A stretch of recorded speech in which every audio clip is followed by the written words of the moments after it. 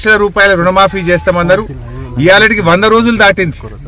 Bond పేపర్లు రాసిచ్చిండ్రు, notary డాక్యుమెంట్లు తెచ్చి ప్రజల్ని నమ్మిచ్చిండ్రు, మోసం చేసింది. ఇవాళ ఆ రోజేమో బాండ్ పేపర్లలో ఇంటింటికి తెచ్చి ఇగో మేము ఎక్కంగానే మొదలే 2 లక్షలు మాఫీ చేస్తామన్నారు.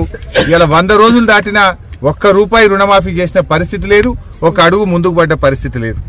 ఇగో మేముండంగా మరి 10,000 రూపాయలు ఆ రోజు రైతు బంధు ఇస్తే ఇగో మేము వస్తే 15,000 రైతు బంధు ఇస్తామని చెప్పి నమ్మబలికిండ్రు. కానీ ఇలా 15,000 దేవుడమో ఎరుగు కానీ ఇచ్చే 10,000 కూడా ఈ రోజు బంద్ అయిపోయినటువంటి పరిస్థితి. ఇగో ఈ లక్ష్మిని అడిగినా, సత్యమ్మని అడిగినా, నరసింహని అడిగినా, ఈడ ఎవరిని అడిగినా మాకు రైతు బంధు రాలేదు అని చెప్పి ఇలా వాళ్ళు చెప్తా ఉన్నారు. అంటే ప్రభుత్వం కనీసం ఇచ్చే 10,000 రూపాయలు కూడా రైతు బంధు ఇవ్వలేదు. ఒకవైపు రైతు బంధు రాలేదు, ఇంకొక వైపు నీళ్లు వస్తలేవు, కొత్తగా బోర్లు వేసి ఇలా రైతులందరూ అప్పుల పాలైనటువంటి పరిస్థితి ఉంది. అంటే ఇలా కాంగ్రెస్ పార్టీ 2 లక్షల రుణమాఫీ చేస్తామని మోసం చేసింది, 15,000 రైతు బంధు ఇస్తామని మోసం చేసిండ్రు, వడ్లకు 500 రూపాయల బోనస్ ఇస్తామని మోసం చేసిండ్రు, వ్యవసాయ కూలీలకు 12,000 ఇస్తామని మోసం చేసిండ్రు, 15,000 రైతు బంధని మోసం చేసిండ్రు. కౌలు రైతులకు కూడా మేము రైతు బంధు ఇస్తామన్నారు, వాళ్ళను కూడా మోసం చేసిండ్రు. అంటే కాంగ్రెస్ పార్టీ 100 రోజుల్లో అమలు చేస్తామన్న 6 గ్యారంటీల్లో పెట్టిన ఏ ఒక్క హామీ కూడా రైతుల విషయంలో అమలు చేయకుండా ఈ హస్తం పార్టీ రైతులకు మొండి చేయి చూపించిందనేది మాత్రం ఇవాళ స్పష్టమైతా ఉంది. ఇలా కాంగ్రెస్ వచ్చిన ఈ 100 రోజుల్లో 180 మంది రైతులు ఇలా ఆత్మహత్యలు చేసుకున్నారు ఈ రాష్ట్రంలో. కేసీఆర్ హయాంలో రైతులందరూ కూడా సంతోషంగా ఉన్నారు.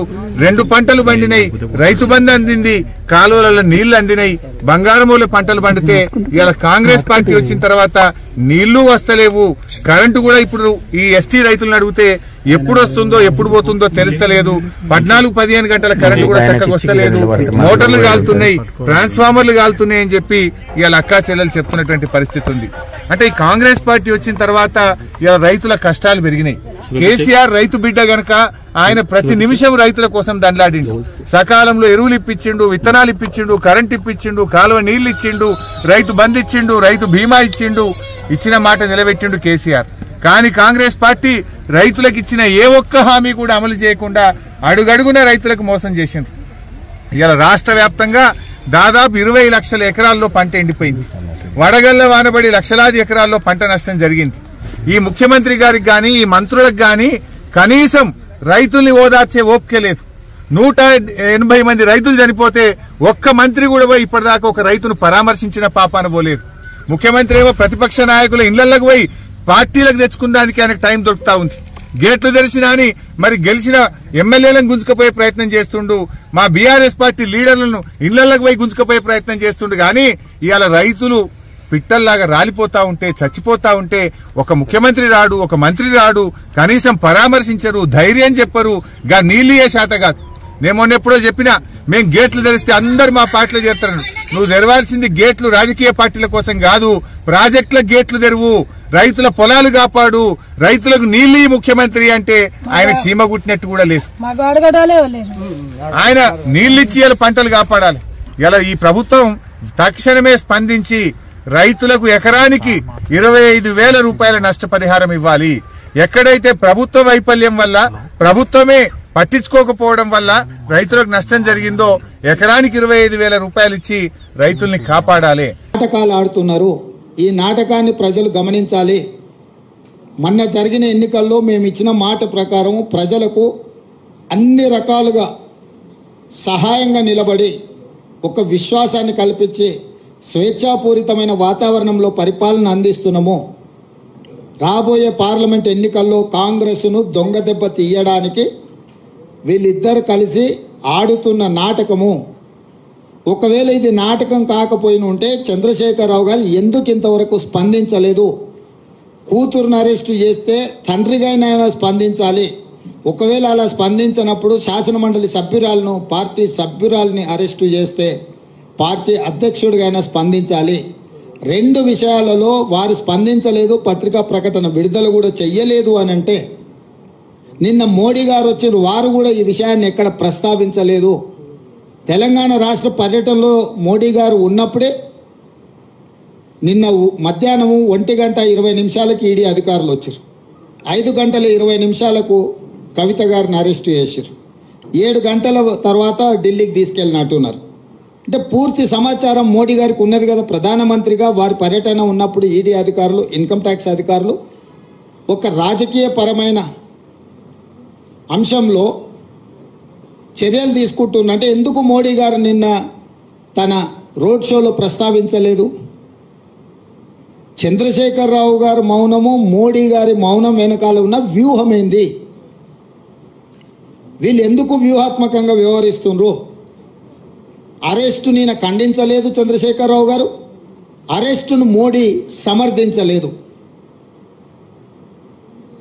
అంటే దీని వెనకాల కాంగ్రెస్ను దొంగ దెబ్బతీయాలనే ఎత్తుగడ ఉంది. తెలంగాణ సమాజం అంతా దీన్ని గమనించాల్సిందిగా కాంగ్రెస్ పార్టీ విజ్ఞప్తి చేస్తుంది.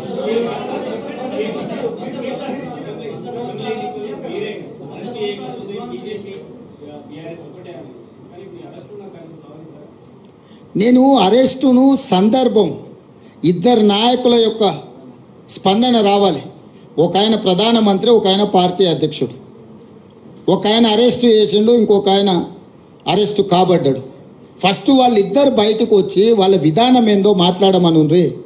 వాళ్ళ విధానాలు మాట్లాడినాక ప్రజలు నిర్ణయిస్తారు వీళ్ళు ఎలాంటి నాటకాలకు తెరలేపిండ్రు, ఈ నాటకాలకు ఏ విధంగా స్వస్తి పలకాలనో ప్రజలు నిర్ణయిస్తారు.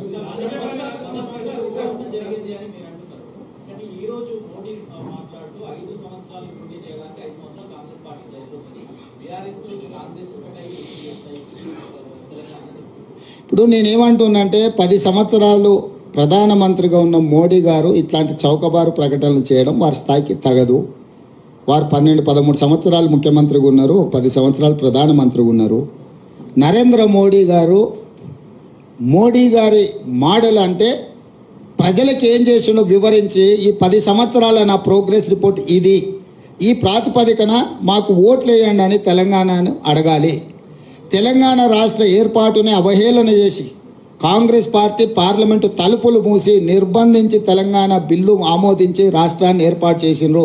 తల్లిని చంపి పిల్లను బ్రతికించిండ్రు అని మోడీ గారు మాట్లాడినరు.